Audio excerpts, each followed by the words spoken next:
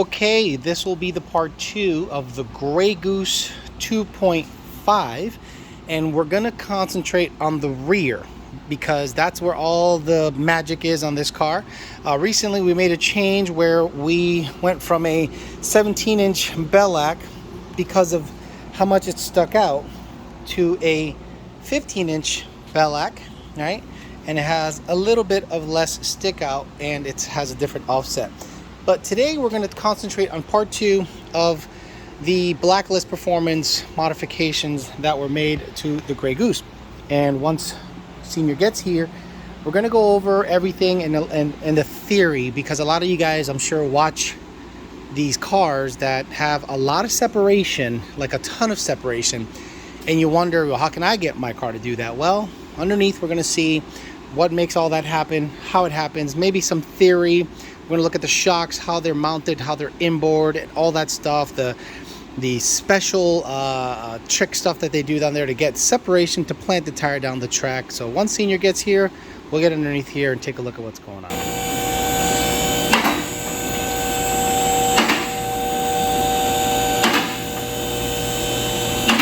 That's a hell of a stretch. Look at that. And it's a 275 60/15, which you can't get, apparently. Very nice. You're gonna have to learn me a bunch of stuff that's going on under here. Okay, so before we get into anything, the theory of this setup in terms of geometry, what would be the benefit of having this over a triangulated or a 3-link like it came with? So OEM. Hold on first, let me shut, you mind if I shut that fan off? Appreciate that very much, appreciate that. Okay. So OEM S197s from 05 to 14. It was a standard panhard bar, center link, 3-link rear suspension. So upper single, which we still have, and 2 lowers. The panhard would attach to the chassis on that side and to the rear end on this side. Handling was great. Right. Panhard was designed to keep the rear end centered. In typical suspension flex of 2.5, 3 inches up and down, it stayed in that plane. When you get higher though, it does this. And when you're trying to drag race and separate, you know, it would shift the car and it can unload left or right tire, usually the left, which is the problem we were having. When we'd really turn the power up, we couldn't hold it. So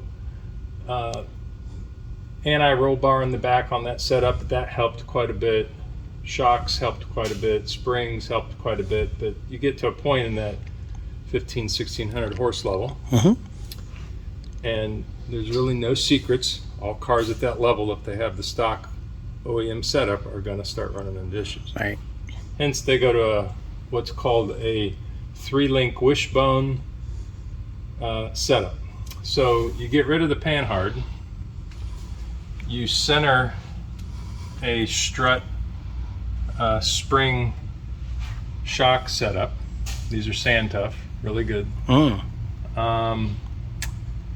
You still keep the center link up top, but you add support and triangulation by putting a triangulated wishbone in the back. So it doesn't allow lateral shift left or right, and it helps support that up and down separation. Anti-roll bar moved from aft to forward. Upper. Similar to a Fox body setup. Similar. When you mount them up high and you bring the 3 links above the weight, it's much more effective. Adjustments are much more sensitive. The previous system had a really nice TIG Vision setup that mounted to factory bolts on the chassis, and it was kind of an undermount, and the links are in the back. For us to shift weight or preload, 30 or 40 pounds per side and the back, I'd have to turn the links a full turn and a half to 2 turns. Right. This setup, when he was shifting the weight with me in the car to get the rear end even on weight, Small. quarter to a half-inch turn was shifting stuff 25, 30 pounds. I was amazed. Because you got scaled with this car over at Correct. Blacklist. Yeah, for an initial setup. Gotcha. The other advantage of this is obviously you can go to a 9-inch. Tell me about the 9-inch. This is the housing and then the third member. So this was a leftover housing that I was using on the 9-inch in the Blue Goose. This has actually been in the Blue Goose. I switched gears. We had a 331.88 in here. We dropped to a 3.0 with a 4R200 and the starting first gear of 284. We wanted to get a little bit of gear out of it to take some of that, get that starting line ratio down. Right. All the guys, the next step on this car would be going to a Glide or Turbo 400 where we're going to have a 210 Yeah. or a 190 first gear. So the 3.0 gear should help a lot. Stretch that 1-2 shift out a little bit. This car shifts the 1-2, well, the way it was set up with the 331 and the 4R200, it would shift that 1-2 just past 330? 30. Yeah. And it was violent. The And shift. The shift. Yeah. And a lot of times it would lose traction because it's still not going that fast and it would really jerk the suspension. Now this should help get us past that a little bit and settle that shift down.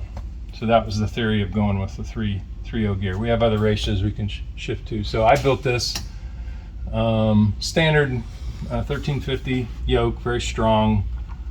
And what's going on here? Is this their own stuff or is this like a race crap setup? What is this? Believe it or not, these are UPR Stop. Pro bars that were on the car. Really? He liked them so much, he got new rod end links because they were a little worn Right. and kept these. He said these were very well made, so we kept them. No, so it's a UPR lower arm with new Heim joints. Yeah, it had Heim joints in it. He just put new ones in, and then he repowder coated it. It looks great because I was looking at it and I'm like, it's terribly familiar, but he might have built it himself. And what's the upper? Same thing? No, it's Okay. custom. Gotcha. His upper. And this bracket, is that something he made or is that something So that's in the market? If you go to the top of the car, there's a triangulated roll bar coming off the 25.3 cage that Jason Abbey did at 1320. Okay. He originally built the chassis in the car, in the cage. He didn't want to get rid of any of that. It was very well done. So he tied his own reinforced box system in. This is not OEM. It's built around OEM, but this is added. So he retained the OEM stuff, the mounting. And if you know an S197, you can change this upper third link mount to a stiffer mount with more holes. This is welded to the chassis. Oh, gotcha. It's not bolted. It's Got it. integrated in. And then it's got upper extension, so when the car separates. Oh, I see. It enough has room a to do it. notch there so Yep. that it can ride up there. Correct. Excellent. Pa- Go ahead, I'm This sorry. car's patterned quite a bit after the rear suspension that was done on Snot Rocket. Brett LaSala's old car, right? Which is now owned by Zach. Right. So that setup was done in here. The difference is we built the rear suspension around a 315 50 series 15-inch tire, Right. which is quite a bit bigger than the 275 Pro, so it'd be the 315 Pro. And we did that on purpose, so he had to channel the chassis a little bit more in, so we got clearance for that tire when we is could right run here. that tire in a class. Right. Yeah, you have plenty of room to run a good sized tire in there. Correct. Sure. Yeah, that tire fits great on a 15 by 13 rim. We're going to put it on a 15 by 14. Oh, what are these? 12s? These are 13s. 13s. So 15, 13. Now, tell me about the wheels real quick. I know we had Bellacs, we're Bellac fans, but we had to kind of go a little. These are double bead lock. We were also already having issues with the single bead lock where we were slipping on the inside of the rim, even though that we were gluing them and screwing them and doing everything. And he let you know that, like, hey, by the way, Right, I've when started he to took these notice. off a set of welds, the outsides were already slipping. So he cleaned that up, put these on. These still have probably good 10, 12 passes. I do have an extra set of 275 Pros that are on a set of Bellacs over here that only have, they're virtually new. They only have 2 passes on them. So that'll be our backup tire for this car for Florida 2. So we went to double bead lock because of that, just to ensure that the wheel isn't spinning independent of the tire. RC Comp, the company that has these is Carter Performance. Carter Performance, I believe they're out of Oklahoma area, I think. You may have to fact check Sure. that, but I'm pretty sure he has everything in stock. I had these In stock? In stock. Wow. 13, It is Oklahoma, 14, all the 15. guys down there. Yeah. So real quick, tell me about the why sand tufts, because everyone's going to go, why not a Viking? Why not a Menser? Why a sand Mensers tuft? right now are hard to get. The sand tufts were not. Regardless, the spring would be the same. What size or weight spring do we have back here? Or do you not want to say? I'm not going to say. Okay, got it. Or one, I don't remember, and I don't. And even if you knew, you probably a good idea I'm not gonna to. say. Right, exactly. These are double adjustable. The adjustment is on the top and for compression, and on the bottom for rebound. Okay. The top, by the way, Junior's here, is a Allen wrench to hold it. You just unscrew the Allen wrench, and it's a rotary. You click it. It's up there somewhere. Yeah. Very good. So in terms of how much length do we have on these guys? Meaning, is this the full separation the car will ever see based You'll on... never see this, and here's why. Look at the anti-roll. You'll Got never it. see We're that unless stretched the out. car's in the air. Gotcha. Unless I pull a blue goose. Because I've seen some guys that are legit looking like praying mantises down there, and that's usually because they have, and this is the limiting factor, the anti-roll bar or whatever is holding the body to the diff. This will have, I mean, right now this is extended probably 8.5 inches. We're Okay. going to have about, comfortably about 4.5 to 5 inches, but we probably won't need all that. That's what we're targeting, Yeah. basically, about, once... About 4 inches. Okay, so we talked about a little bit about goals for the car and everything. Do you ever see yourself running the 315 primarily, or would you rather stick with the 275 to fit more classes? The car doesn't really fit too many classes because of the twin turbo setup. Oh yeah, they limit turbo size and all that stuff. We also limit ourselves to the OEM transmission, which we are making great gains with the 4R200, but can it really be competitive in any class where you're running an M&M 400 or Glide that's, you know, Right, we're kind of limiting ourselves. If you and Junior decided to put a 400 on this years ago, let's say 2 years ago, you think we would have been way ahead of the game, or we do would you... already have been low sevens and probably knocking on sixes, because there's guys that have ran sixes with a standard S197 suspension. They were probably holding on for dear life at the end, but yeah. So we're basically doing this to see how far we could take the Sure. 6R80 platform all the Yeah. way. And then if, let's say we meet our goals, do we just keep going? Do we say let's stuff a Glide or a 400 in it? It'll probably eventually get a 2-speed 400 with Motec on it. It's based on the brake factor. Yeah, the brake. How you know, much are we braking? We have a. Taking the transmission I out. thought it would be here today, but the baddest of all bad 4R200s will be arriving probably. Is that the Monday. record holder? Is that the guy that's down at... It's the one that was in the car. Both transmissions, Skunkworks? the one that's in it and the one that was in it, have both ran 730s, 740s. But this one has got more billet parts and some other tricks that Very- Jake did. Very cool. And then we're gonna. This one survived the most because we made some internal changes in tuning to help with the converter and some fluid flow. I'm not going to say what those are, Right. but they work very well. This transmission has 17 passes on it. It has 17 7-second passes. Right. That's only that. Those changes are for the non-lockup. Correct. The 252. Anything else you want to add? Because we pretty much covered the theory and everything on the diff. Is there anything else you want to add that we probably haven't mentioned, or are you pretty much squared away with the rear end setup on this car? Pretty much, it's pretty simple.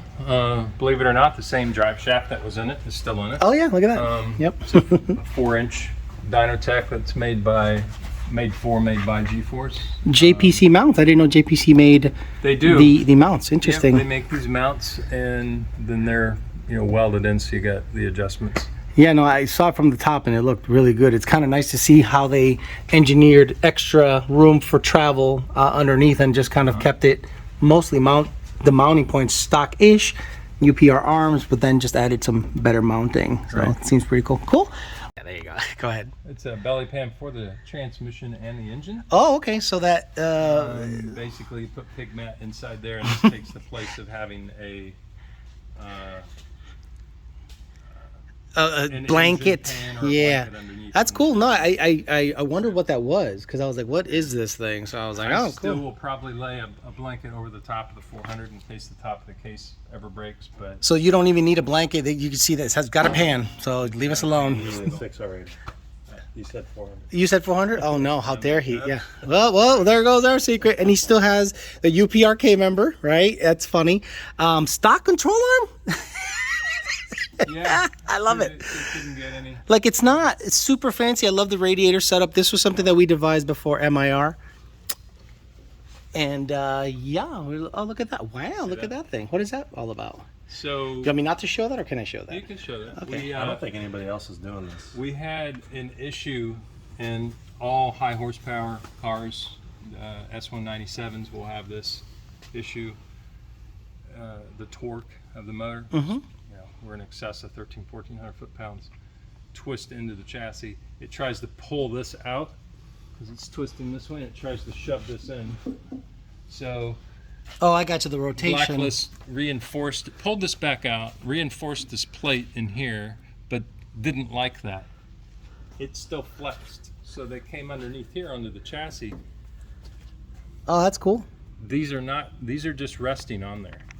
These are not connected. They're just reinforced So you can mounts. remove the for Right. the, So the- now the- if the we cam wheelie or do something that has a lot of torque, this is gonna take the brunt of it and not there. So basically, they built in stops for the potential rotation of the Right. the K member.